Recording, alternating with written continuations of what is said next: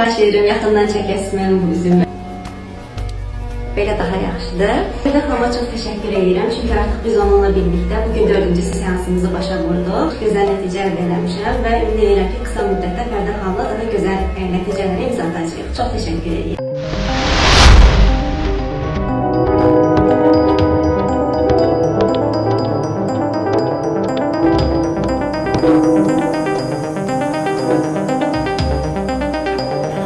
Müzik